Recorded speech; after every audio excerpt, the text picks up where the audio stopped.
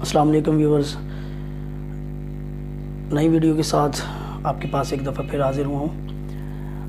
دراصل ویڈیو میرے بنانے کا مقصد صرف اتنا ہے کہ بھئی ہم انالیسز، ویڈیو بنانے کا مقصد ہمارا صرف اتنا ہے کہ ہم انالیسز کر سکیں کہ بھئی ہم ایک لیبر کوڈ کے حوالے سے کہ بھئی ایک لیبر مزدور جو کہ ڈیلی اجرت والا، روزانہ کی آمدن رکھنے والا ایک شخص جس کی آمدن پر منتھ انہوں نے ہمارے موجودہ حکومتی اداروں نے 25,000 روپیہ جو ہے رکھی ہوئی ہے، اس کے بارے میں ڈسکس کرنا چاہوں گا۔ کیونکہ ایک لاسٹ ٹائم میں ایک مزدور سے ملا تو اس مزدور کو میں نے کہا کہ بھئی آپ کی تنخواہ روزانہ دہاڑی، جس طرح عام لفظوں میں دہاڑی استعمال کرتے ہیں لفظ، آپ کی دہاڑی کتنی ہے؟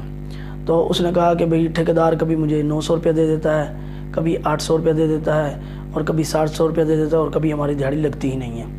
تو یہ 3 اماؤنٹس اس نے بتائی ہیں۔ اگر 3 اماؤنٹس کے مطابق اگر ہم اندازہ لگائیں کہ ایوریج، جس میں وہ 4 جمعے نکالے، جمعے والے دن وہ چھٹی کرے، تو جمعے والے دن چھٹی کرنے کے بعد اس کے پاس بچ جاتے ہیں 26 دن، اور 26 دن کا اندازہ آپ اس بات سے لگا سکتے ہیں کہ 26 دن۔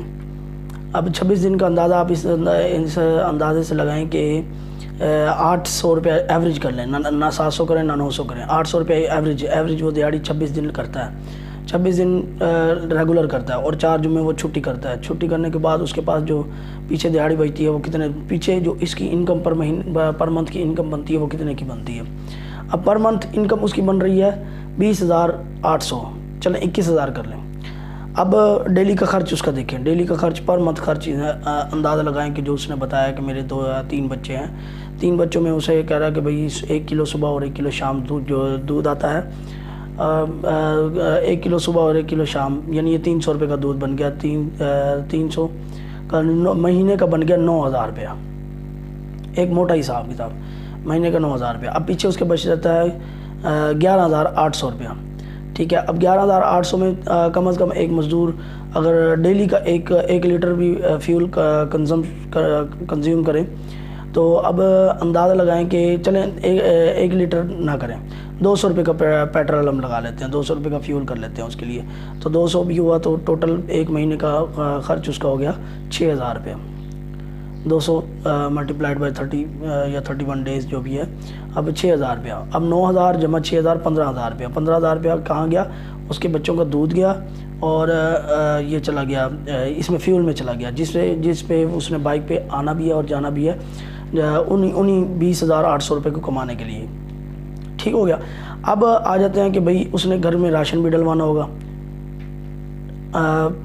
چلیں منیمم کر لیتے ہیں کہ 6,000 روپے کا راشن آ گیا، 6,000 کا راشن آ گیا، 21,000 تو اس کا یہاں ختم ہو گیا 3 چیزوں کے اندر۔ اب بتائیں کہ وہ راشن تو اس نے لے لیا، پکانا بھی ہے، ڈیلی کا حساب کتاب بنانا ہے، اور اس کے بعد بچوں کی فیسز، اسکول جا سکتے ہیں بچے، اسکول جاتے ہیں، فیسز ہو سکتی ہیں، اور اس کے علاوہ بچوں کا حساب کتاب یہ ہوتا ہے کہ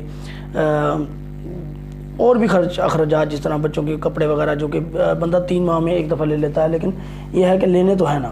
اب کپڑوں کے خرچ اخراجات ہو گئے، اپنا آنے جانے کا خرچ ہو گیا، اور اس کے بعد بل جو کہ مین جو مدعا ہے ہمارا وہ بل کا ہے، بل آ گئے، بل کی ادائیگی کرنی ہے، بل کی ادائیگی کے بعد بل کی ادائیگی آپ اندازہ لگائیں کہ 4,000 روپیہ 5,000 روپیہ عام روٹین میں آ جاتا ہے اس کا، بجلی کا بل، الیکٹریسٹی کا بل، اور جو کہ ہم نے میپکو کو ادا کرنا ہے، ٹھیک ہے۔ اور اس کے علاوہ 1100-1200 روپیہ آ گیا ہمارا سوئی گیس کا بل، ٹھیک ہے۔ اب واسا کا بھی ہمارے پاس بل ہے جو کہ 250 سے لے کے 300-500 تک پہنچتا ہے، تو 21,000 یہ ہو گیا، 21,000 کے بعد 3,000 روپیہ ان کے بچوں کا خرچ ہو گیا، 3,000 کے بعد اس نے اندازہ ایک اندازے کے مطابق اس کا 6,000 روپیہ ٹوٹل کر لیں بلز کا کر لیں، جس میں ہم واسا کا سارا یہ بلز، الیکٹریسٹی کا بلز ایڈ کر دیتے ہیں۔ اب کتنا ہو گیا؟ 21 اور 3 24 اور 6 30,000 روپیہ منیمم، جس میں اس نے کوئی نہ ایکسٹرا خرچ اخراجات کیے ہیں، نہ وہ کہیں گھوما پھرا ہے، نہ کچھ، ایک مینول اور چھوٹا سا حساب کتاب ہے جس میں اس نے 30,000 روپیہ پر منتھ اس نے خرچ کر دیا۔ اب جو لیبر کوڈ کے حساب سے جو لیبر انڈسٹریز میں کام کر رہی ہے اسے ہم 25,000 روپیہ پر منتھ دے رہے ہیں. وہ جو ایک بڑے منہ والی عورت نے کہا تھا کہ بھئی اگر آپ خرچ اخراجات افورڈ نہیں کر سکتے تو اپنے آمدن کے ذرائع بڑھا لیں. آپ کیوں نہیں بڑھاتے آمدن کے ذرائع؟ آپ کو اس چیز کا اندازہ ہے کہ ایک بندہ جو اپنا قبیلداری چلا رہا ہے، قبیلداری چلانے کے ساتھ ساتھ ایک اسلامی جمہوریہ پاکستان جسے ہم پاک سرزمین پر ہم رہتے ہیں، اس پاک سرزمین پر رہ کر آپ کو ٹیکس دے رہا ہے. ٹیکس جس طرح وہ حکومت کھاتی ہے نا، اس طرح اگر ٹیکس عوام پہ خرچ کرے تو مجھے نہیں لگتا کہ ہم بے روزگاری کے شکار رہیں گے. ٹھیک ہے، اس اللہ کی بندی کو اتنا خیال نہیں آیا بات کرنے کے کہ ہم 25,000 روپیہ انہیں دے رہے ہیں. 25,000 روپے میں اگر ان کا گزارا نہیں ہوتا وہ آمدن کے ذرائع بڑھائیں. آپ کیوں نہیں بڑھاتی؟